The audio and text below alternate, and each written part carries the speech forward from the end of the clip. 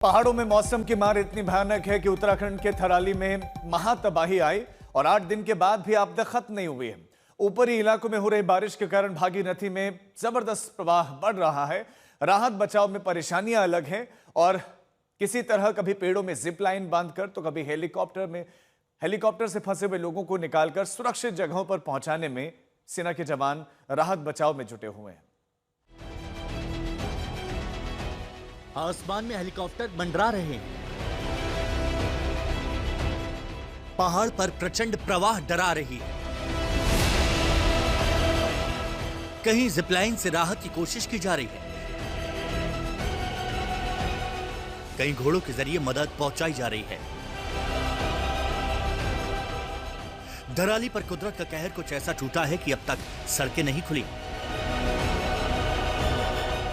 धराली में चल रहे राहत बचाव कार्य में सेना और राहत बचाव टीम के जवानों को कितनी मशक्कत का सामना करना पड़ रहा है, इसका अंदाजा लगाना भी मुश्किल है। जिस हर्षिल में 5 अगस्त की आपदा के बाद चारों ओर तबाही के निशान थे, सेना के बहे हुए कैंप, भारी भरकम वाहन, ध्वस्त इमारतें और मलबे के निशानों में अपनों की तलाशी चल रही थी, वहां अब सिर्फ पानी ही पानी दिख रहा है।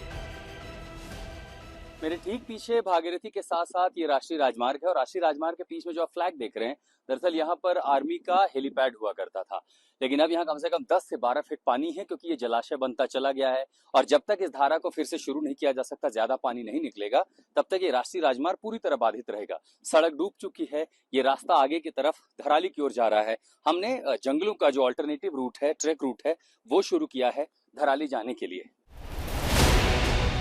हर्षिल से धराली जाने के लिए आज तक की टीम निकली तो पहाड़ी पर कठिन चढ़ाई में चढ़ते उतरते और जंगलों के बीच से गुजरते करीब आधे घंटे में ऐसी जगह पहुंचे जहां से राष्ट्रीय राजमार्ग का थोड़ा हिस्सा पानी से ऊपर नजर आ रहा था। हर्षिल से धराली की ओर जाने पर 500 मीटर की सड़क डूबी हुई थी और पहाड़ों से चढ़कर आगे पहुंचने पर पेड़ों के निशान से दिख रहा था कि पानी थोड़ा कम जरूर हुआ है। 1.5 फीट पानी आपको यहाँ कम दिखाई दे रहा है पेड़ से निशान, तो आप समझिए कि 1.5 फीट का पानी का मतलब है कि राष्ट्रीय राजमार्ग पूरी तरह से डूबा होगा। अब इसके आगे कीचड़ है और कहीं पर 1 फीट पानी है, 2 फीट पानी है और आगे इस पूरी सड़क पर वहाँ जो हेलीपैड है वो डूबा है। बिल्कुल जो आगे सूखा हिस्सा देख रहे हैं, हमने वहाँ से चढ़ाई शुरू की थी। आमतौर पर ये डिस्टेंस 500 मीटर का होता, पहाड़ के रास्ते आने की वजह से थोड़ा लंबा था, लेकिन जैसे ही ये पानी पूरा उतर जाता, हालांकि अब यहाँ सेना के लोग जो काम कर रहे हैं एक ट्रैक बना रहे हैं कि कम से कम धीरे धीरे उसे जोड़ा जाए। जैसे पानी कम होगी उस रास्ते से आना जाना आसान होगा। दिक्कत जरिए ये है कि जहां धराली पहुंचना है वहां उसको ज़मीन मार्ग से जोड़ना चुनौती है। ज़मीन से जब जुड़ जाएगा तो भारी भरकम गाड़ियां, रसद का सामान और जो रीबिल्ड के लिए आपको चीज़ें चाहिए, संसाधन चाहिए, वो सड़क मार्ग से ही संभव हो सकते हैं। ये पीछे वो रास्ता है जो जलमग्न है, आगे का रास्ता धराली की ओर जाता है। आइए आपको धराली के उस पारंपरिक राष्ट्रीय राजमार्ग की ओर ले चलते हैं। यहां से आगे आज तक की टीम धराली की ओर फिर बढ़ी। रास्ते में सुरक्षा बलों के जवान भी इसी रास्ते से आगे जाते दिखे। इन पहाड़ी रास्तों पर चलना बहुत मुश्किल है, आम लोगों की सांसें फूलने लगती हैं।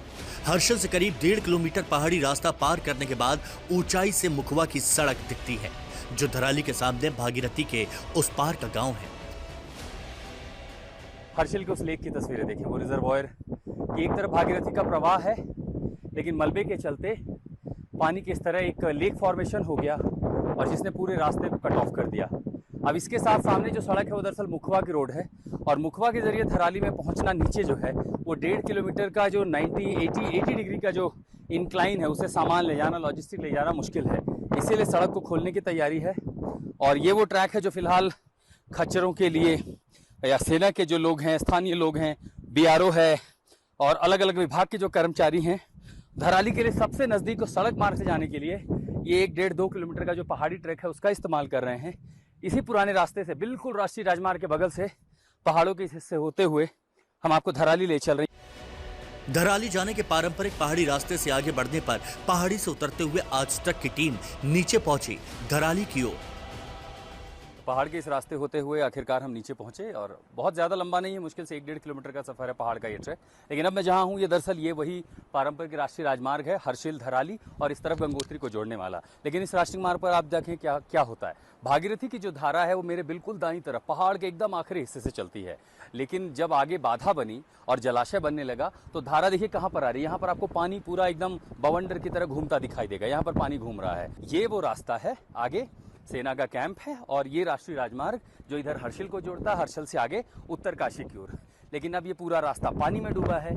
जैसे ही नदी का स्तर कम होगा, रास्ते को बहुत ज्यादा नुकसान होने की संभावना कम है क्योंकि कंक्रीट स्ट्रक्चर था, बीआरओ का बनाया निर्माण था, तो इस रास्ते को शुरू करने में दिक्कतें नहीं होंगी बशर्ते एक बार पानी कम हो जाए। धराली पहुंचने से पहले वो सड़क दिखती है जो धराली से आगे गंगोत्री तक जाती है, लेकिन आगे फिर ये सड़क बंद है। धराली के पास लगभग 1-1.5 किलोमीटर का ये जो राष्ट्रीय राजमार्ग है अभी भी सुरक्षित है, लेकिन दरअसल दिक्कत ये है कि धराली से आगे गंगोत्री को जोड़ने वाला जो मार्ग है वो पूरी तरह बाधित है, क्योंकि जो ऊपर ये धराली गांव है यहीं पर तबाही आई थी, ऊपर से जो मलबा आया है उसने राजमार्ग को खत्म कर दिया है। हालांकि बड़ी बड़ी जेसीबी मशीनें अब ये कोशिश में है कि रास्ते को सुचारू किया जाए। तो इस सफर के जरिए जो पारंपरिक राजमार्ग है कि हर्षिल के पास रास्ता बह गया है, धराली के आगे गंगोत्री से राजमार्ग डिसरप्टेड है, लेकिन कम से कम धराली तक अगर मदद पहुंचाना हो तो ये आसान है। एक बार पानी कम होता है, इस रास्ते को अगर दुरुस्त कर लिया जाता है तो संभवतः 48 घंटे में मदद के तमाम संसाधन यहाँ धराली पहुंच सकते हैं। हर्षिल से धराली का ये सफर हमने धराली इस गांव में पूरा किया है। आप तक इस एपी सेंटर पर पहुंचे हैं इस धराली गांव में। दीपक बिष्ट के साथ में आशुतोष मिश्रा, आज तक। हर्षिल से धराली पहुंचना जितना मुश्किल है उतना ही मुश्किल हर्षिल में कनेक्टिविटी बनाए रखना भी है। आपको दिखाते हैं कि सेना के जवानों ने मुश्किल हालात में संपर्क बनाए रखने के लिए कैसे पेड़ों के ऊपर एयर कनेक्टिविटी बनाने के उपाय किए हैं। कनेक्टिविटी के साथ साथ सर्च ऑपरेशन की, लेकिन कनेक्टिविटी में कई सारी बाधाएं आ सकती हैं। इसके चक्कर में दरअसल तैयारियां क्या हो रही हैं। हम हर्षिल में हैं जहां पर सेना का कैंप वॉश आउट हो गया था, लेकिन मलबे के साथ अब दरअसल बीच में एक जलधारा बन गई है, एक नदी का प्रपात बन गया है। फिर दोबारा ऐसा हादसा ना हो, ऐसी दिक्कत ना हो और उसके चलते सप्लाई लाइन बाधित हो जाए, तो अब यहाँ जो पैरा ब्रिगेड है वो एक अलग तैयारी कर रही है। ये एक एरियल रोपवे बनाया जा रहा है, आमतौर पर जिसे आप जिप लाइन की तरह समझते हैं। तो यहाँ पर पेड़ों से कैंप से एक हिस्से से लेकर के अगले हिस्से तक ये जो पैरा ब्रिगेड के जवान हैं वो एक एरियल रोपवे बना रहे हैं। अब इसका काम दरअसल क्या होगा, अगर मान लीजिए दोबारा यहाँ कोई बाधा आती है, फिर कोई आपदा, चूंकि मौसम यहाँ लगातार बिगड़ते रहता है, तो सप्लाई लाइन जो इसेंशियल्स हैं, आपका खाना है, राहत सामग्री है, दवाइयाँ हैं, या इसके अलावा बिजली रिस्टोरेशन है, हर वो जरूरत की चीजें जो आपको धराली पहुंचानी है वो इस जिपवे से दूर के हिस्से से वहां से बांधा जा रहा है, उसे स्लाइड करके यहाँ लाया जा सकेगा। ये एक हिस्सा हो गया। इसी के साथ साथ इसके दूसरे हिस्से में, चूंकि यहाँ पर जो ट्रैक है, मोटरेबल ट्रैक है, वो पूरी तरह दब चुका है मलबे में, और वो मलबे के साथ साथ पीछे जलाशय है, तो यहाँ दूसरे हिस्से में भी एक जिपलाइन और तैयार की जा रही है। तो ये एरियल रोपवे दरअसल कोशिश ये है कि हर्षिल को धराली से लगातार जोड़े रखा जा सके, इसलिए जोड़ें ताकि जो आवश्यक चीजें हैं उनकी सप्लाई जो है धराली तक पहुंचे। मल्टी स्केल एक बहुत बड़ा ऑपरेशन जिसमें रेस्क्यू, रिलीफ, सर्च और उसके साथ साथ सबसे बड़ी जो चुनौती है वो है कि रोड कनेक्टिविटी को बनाए रखा जाए। और अगर रोड कनेक्टिविटी नहीं है तो इतनी सुविधाएं जरूर हों कि कम से कम जो आपूर्ति है, जिसकी जरूरत है वहां पर धराली में, वो लगातार जाती रहे। और इसीलिए पैरा ब्रिगेड की तैयारी आप हर्षिल में देख रहे हैं। हर्षिल ग्राउंड जीरो पर दीपक बिष्ट के साथ में आशुतोष मिश्रा, आज तक। अभी आसमान चमक रहा है और ऐसा लग रहा है कि सूरज की रोशनी है, लेकिन इस पर बिल्कुल भरोसा ना करें। बीती रात जो हमने तस्वीरें देखी थी वो बेहद डरावनी थी। इस समय मैं बिल्कुल अब से 5 मिनट पहले इसी रास्ते से धराली से लौटा हूं।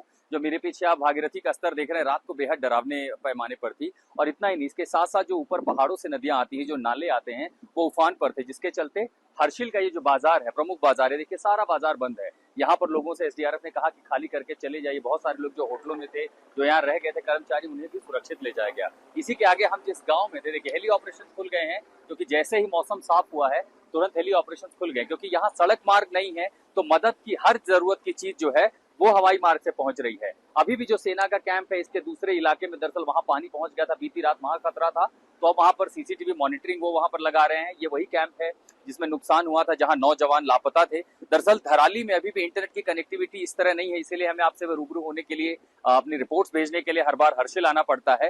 भारतीय सेना की जो पैरा सिग्नल रेजिमेंट है उसने वहां कम्युनिकेशन सेटअप किया है।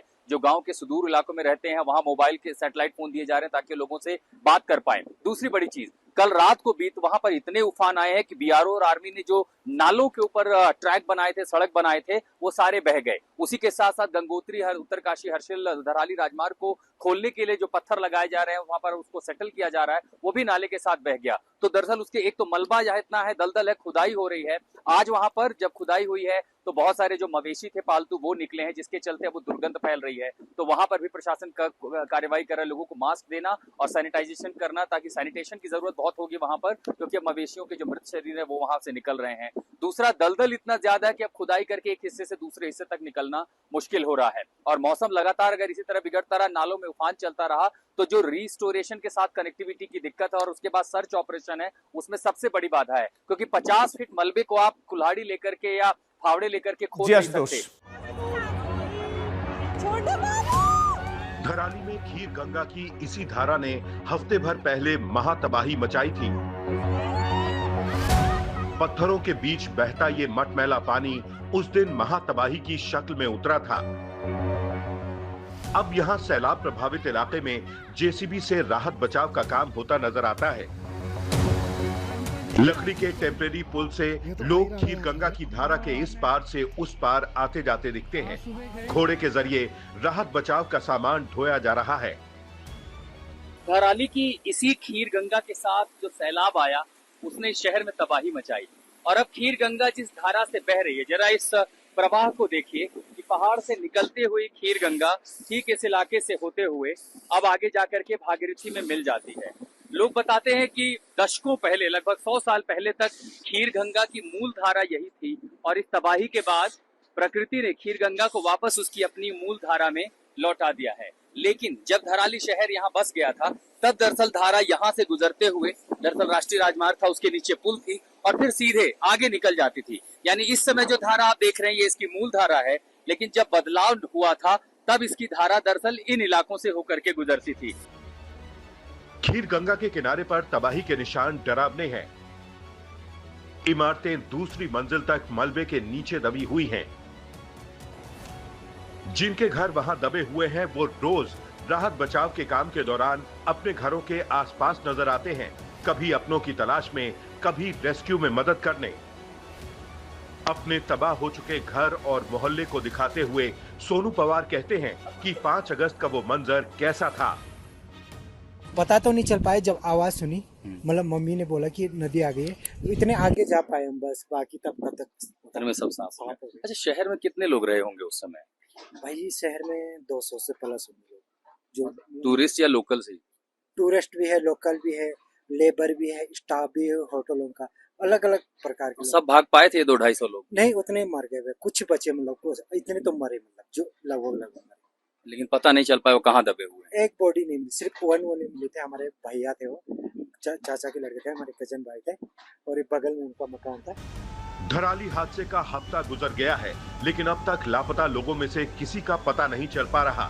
राहत बचाव चल रहा है, लेकिन मलबे के ऊपर 100 से ज्यादा लोग अगर लापता हैं तो वो कहाँ हैं? क्या वो इस मलबे में हो सकते हैं? अब ये होटल है पीछे, ठीक पहाड़ से जब आपदा आई थी तो सबसे पहले इन इलाकों को चपेट में लिया, मलबा आया, दलदल है, और ये पूरा होटल है जमीन पर चला गया, सब कुछ तबाह हो गया। ऊपर का हिस्सा भी बर्बाद हुआ। जाहिर है कुछ लोग हो सकता है यहाँ काम भी करते हों, या कुछ लोग हो जो यहाँ रह रहे हों, और अभी भी जिस तरह के निशान यहाँ पर उस विध्वंस के हैं, जिस तबाही के हैं, ये किसी का बटुआ है। अब इसमें किसी का नया बटुआ है, बहुत पुराना है, लेकिन इसमें जान पहचान या आइडेंटिफिकेशन के लिए हमें कुछ नहीं दिखाई पड़ रहा है।